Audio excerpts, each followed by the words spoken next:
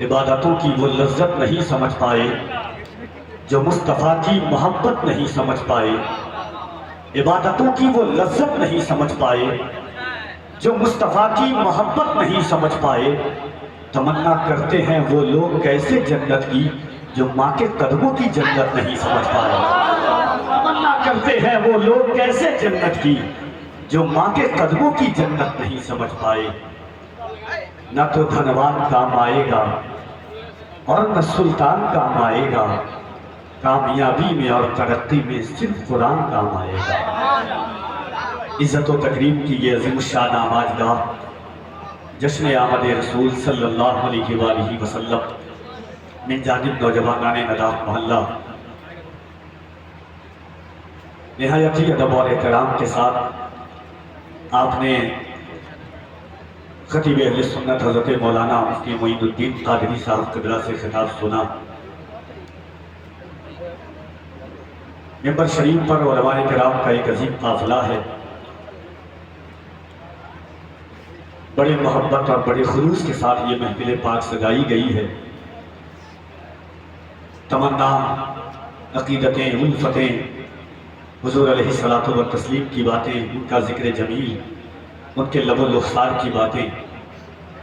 ممبر شریف پر آپ دیکھ رہے ہیں کہ جماعت اہل سنت کا وہ قیمتی اثاثہ آواز کے حوالے سے جس نے پوری اردو دنیا میں تقریباً ہندوستان کے باہر 17 سے 18 ملکوں میں جا کر کے حضور کی نعت پڑھی ہے، اور ایک عرصہ دراز سے شعر و ادب کے افق پر آفتاب بن کر چمک رہی ہے وہ آواز۔ سرکار اعلیٰ حضرت کی محبتوں اور ان کے نعتیہ اشعار سے اپنے فکروں کو باوضو کر کر کے اللہ نے آواز میں جو چاشنی، جو لذت، جو جاذبیت عطا فرمائی ہے، نہ جانے کتنے لوگ بچپن سے سنتے آئے ہیں نبی نبی، کتنے لوگ قبر کی گود میں ہیں، کتنے انسان عہد طفلی سے عالم شباب میں آ گئے۔ تمنائیں، عقیدتیں کہ کبھی ان لبوں سے حضور کی نعت سنیں جسے دنیا اسد اقبال کے نام سے جانتی ہے۔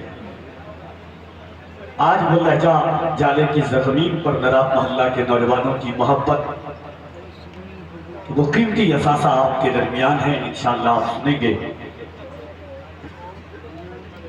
مفتی اہل سنت حضرت علامہ مفتی منظر حسن خان صاحب قبلہ اشرفی مصباحی، حضرت قاری شکیل اختر صاحب قبلہ خطیب و امام اعظم ابو حنیفہ جامع مسجد، مولانا بشیر الدین صاحب قریشی محلہ مسجد، بھائی قمر الدین صاحب قبلہ، بہت سارے لوگ ہیں۔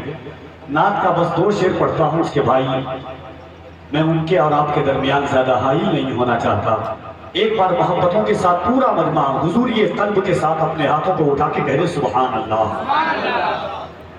محبوب الہی سلطان خواجہ نظام الدین اولیاء، بات سنیے گا، سلطان نظام الدین اولیاء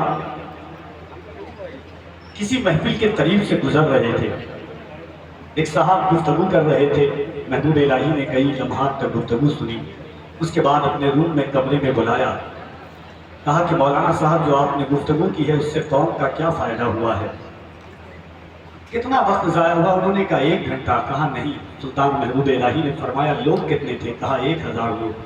کہا آپ نے 1 گھنٹہ ضائع نہیں کیا بلکہ 1000 گھنٹہ برباد کر دیا ہے۔ اور یہ حضور کی محفل ہے، جشن آمد رسول ہے، بڑی محبت کے ساتھ اور کئی خواہشوں اور انگڑائیوں کے ساتھ نعت پاک کا ایک شعر سنیے۔ حضور کی سیرت وہی ہے جو 1400 سال پہلے صحابہ نے، تابعین نے ہم تک پہنچایا ہے، مگر فکریں انسان کی جب وسعت نظری کے حوالے ہوتی ہے تو نئے نئے دریچے کھلتے ہیں شعر و شاعری کے حوالے سے۔ ایک شعر دیکھیے گا، ایک بار ہاتھوں کو اور اٹھا کے کہہ دے سبحان اللہ۔ شعر دیکھیں نعت کا، اگر واقعہ آپ کے ذہن میں ہوگا تو ضرور اس تک آپ پہنچ جائیں گے۔ کفیل عمر کی عادت ہی یہی ہے کہ نعت کا میں وہ شعر پڑھتا ہوں جس میں حضور کا ذکر جمیل خالص ہو۔ شعر سنیے کہ سرکار دو عالم کا گوہر باندھے ہوئے ہیں، سرکار کی الفت کا گوہر باندھے ہوئے ہیں۔ علماء کی خاص توجہ چاہتا ہوں، सरकार की उल्फत का गुहर बांधे हुए हैं, फिरदौस में जाने का हुनर बांधे हुए हैं। झुकता है इशारों से इधर और उधर भी, लगता है कि उंगली में कमर बांधे हुए हैं। इशारों से इधर और उधर भी, झुकता है इशारों पे इधर और उधर भी, लगता है कि उंगली में कमर बांधे हुए हैं। हमारे कमरुद्दीन भाई कह रहे थे कि पढ़िएगा जो आप पढ़ते हैं। मैं जानता हूँ कि कभी कभी सामईन की सभा रात ने कहा था कि हमने किस्मत से नहीं पाई है ऐसी उर्दू जो फारसी में लगे। ये मेरा इलाका है, मैं जानता हूँ कि किस शऊर और किस आगही के फिक्रों के साए में आप परवान कर रहे हैं। सरकार की उल्फत का गुहर बांधे हुए हैं। हुजूर की साथ बहुत बड़ी चीज़ है, ये जश्न आमद रसूल है। जब ये कुरैशी मोहल्ला के मदाब मोहल्ला के बच्चों ने मुझे कहा ईद के तीसरे या चौथे दिन महफिल रखने के लिए, आज जितना मुझे सुनाया है सद्दाम ने कहा कि ऐसी तारीख तुमने दी है कि बारिश ही बारिश है। सुल्तान महमूद इलाही शरफुद्दीन यहिया बनेली मकतूबात दो सदी में फरमाते हैं, जहाँ हुजूर का जिक्र होने वाला हो और बारिश हो जाए, महफिल की कबूलियत में से सबसे बड़ी अलामत यह है कि अल्लाह ने महफिल को कबूल फरमा लिया। चारों तरफ गर्मी का माहौल था, अल्लाह चाहता था कि पहले बारिश के जरिए जमीन को साफ कर दिया जाए, फिर मेरे महबूब का जिक्र जमीन हो। ये हुजूर का जिक्र है, किसी आम इंसान। ज़ाते मुस्तफ़ा बहुत बड़ी चीज का नाम है, बाते मुस्तफ़ा बहुत बड़ी चीज का नाम है। मैं आपसे सिर्फ इतना कहना चाहता हूँ जिसे हम लुआब कहते हैं हमारे साथ, कि लुआब मुस्तफ़ा को अगर हमारी नस्लों ने सीख लिया, हमारे कौम के बच्चों ने सीख लिया, ये जो छोटे छोटे बच्चे हमारे, आज ज़माना ऐसा है, दौर उस दौर में हम जी रहे हैं, कल्चर ऐसा है, समाज ऐसा है, सोसाइटी ऐसी है। अल्लाह, हम दावा नहीं कर सकते जिन हालात से गुजर रहे हैं। हर चौक और चौराहों पर एक चिराग जला हुआ है हमें बुझाने के लिए, हमारे दीन को छीनने के लिए लुटेरे काबिज होने के लिए तैयार हैं। मगर हमें हुजूर की बातें बताने की ज़रूरत है। 1 से 2 मिनट की एक बात सुनिएगा और दिल इजाज़त दे तब सुभान अल्लाह कहिएगा। मैं हंगामा आराइयों के बीच में जानता हूँ कि हुजूर की बात किस तरीके से की जाएगी, और मेरा ईमान है, और मैं आपसे हाथ जोड़ करके तमन्ना करता हूँ कि अपने दोस्त अहबाब तक पहुँचाइएगा कि ज़ात हुजूर की नहीं, बात हुजूर की नहीं, सिर्फ लुआब, जिसे हम अपनी ज़बान में थूक कहते हैं, थूक। आप जानते हैं सिर्फ हुजूर का थूक कैसा था? एक सहाबी हज़रत क़तादा रज़ी अल्लाह तबारक व तआला जंग के मैदान में लड़ रहे, तीर लग गया आँख में, तीर निकाला तो तीर के साथ में आँख बाहर आ गई। हज़रत क़तादा किसी डॉक्टर के पास जा सकते थे, किसी तबीब के पास जा सकते थे, किसी हकीम के पास जा सकते थे, मगर वो आए जाने कायनात की बारगाह में। रहमतुल लिल आलमीन। हुजूर ने पूछा क़तादा क्या हुआ? फरमाया या रसूल अल्लाह, तीर लगने से मेरी आंख बाहर आ गई है। हुजूर ने क्या किया? अपना लुआब लिया और हज़रत क़तादा की आंख पर लगाया, आंख को आंख की जगह पर रख दिया। हज़रत क़तादा फरमाते हैं, खुदा की कसम जिस अल्लाह ने मुझे जान दी है, बचपन से वो रोशनी नहीं मिली थी जो हुजूर का लुआब लगाने के बाद रोशनी आई है। हुजूर का लुआब है, लुआब। एक सहाबी है, जंग के मैदान में घोड़े से नीचे तशरीफ ले आते हैं, सदा घोड़े से तशरीफ लाके हड्डी टूट जाती है, पिंडली पैर की टूट जाती है। हुजूर की बारगाह में आते, हुजूर ने फरमाया क्या हुआ? फरमाया या रसूल अल्लाह, घोड़े से गिरने की वजह से मेरी हड्डी टूट गई है। हुजूर ने क्या किया? अपना लुआब लिया, सहाबी के पैर में लगाया, वो फौरन उसी घोड़े पर सवार होकर के फौरन जंग में चले गए। हज़रत खालिद इब्न वलीद ने पूछा तुम्हारी हड्डी टूट गई थी? फरमाया हुजूर ने लुआब लगा दिया है, हड्डी शिफायाब हो गई। एक सहाबी है बुरैदा बिन आसिम, अल्लामा यूसुफ बिन इस्माइल नबहानी की किताब है जवाब रसूल, फरमाते हैं कि वो सहाबी कबीले बनु खज़ा से ताल्लुक़ रखते थे। वो हुजूर की बारगाह में आए, सहाबिया उनकी बीवी थी, 9 माह गुजर चुके थे, बच्चा 10वां महीना खत्म होने को था, बच्चा दुनिया में नहीं आया था।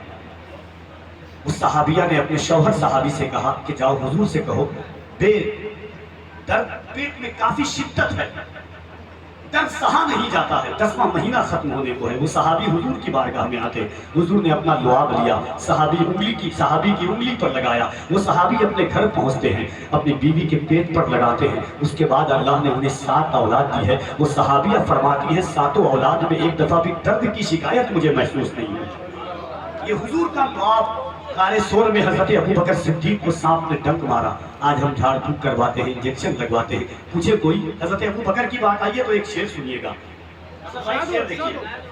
اس کے بعد سنیں، ایک بار اور ہاتھوں کو اٹھا کے کہہ رہے یا رسول اللہ۔ اور اسی لیے ہندوستان میں الحمدللہ فکروں کے صاحب سے سنیے گا، اور میں جانتا ہوں آپ سنیں نہ سنیں، ہمارے مختار بھائی شہباز بھائی ہیں، پوری دنیا سن رہی ہے، خاص طور سے سنیے کہ یہ ہے نا شعر کہ یہ تو سچ ہے کہ صحبت کا اثر ہوتا ہے، آدمی کیا ہے در و دیوار بدل جاتے ہیں۔ مفتی صاحب قبلہ میرے بھائی ہیں، غار اصحاب کہف کتا نے صحبت اختیار کی تو اللہ نے نظام شمسی کو بدل دیا تھا، اور وہ کتا جنتی ہو گیا۔ صحبت کا اثر، حضرت ابو بکر، حضور، لوگ کہتے ہیں نا کہ دل میں حضور، پہلے ابو بکر آئیں گے تبھی حضور آئیں گے، یہ غار سے سبق ملا۔ اب شعر سنیے کہ ہے پیش نظر، اگر علم ہوگا تو پہنچ جائیے گا وہاں تک، ہے پیش نظر صدق کے شاہکار کا چہرہ، ہے پیش نظر صدق کے شاہکار کا چہرہ، اصحاب پیمبر کے علمدار کا چہرہ، قربت کا یہ اعجاز تھا جب غار سے نکلے، تھا یار کے چہرے کی طرح یار کا چہرہ، قربت کا یہ اعجاز تھا جب غار سے نکلے، تھا یار کے چہرے کی طرح یار کا چہرہ۔ حضرت ابو بکر نے کہا حضور سانپ نے ڈنک مار لیا ہے، پورے بدن میں زہر پیوست ہو چکا، حضور نے اپنا لعاب لیا، سانپ کے زہر کی جگہ رکھ دیا، فوراً حضرت ابو بکر شفا یاب ہو گئے۔ مکے اور مدینے میں 7 کنواں ایسا ہے جو نمک سے زیادہ نمکین تھا، حضور نے لعاب ڈالا، 1400 سال ہو گئے، شہد سے زیادہ میٹھا کنواں نظر آ رہا ہے، صرف لعاب مصطفیٰ کی برکت، حضور کا لعاب، یہ تھوک ہے حضور کا۔ حضرت علی کی آنکھ آ گئی، خیبر کے موقع پر حضور نے اپنا لعاب لگایا، حضرت علی کی آنکھ فوراً شفا یاب ہو جاتی ہے۔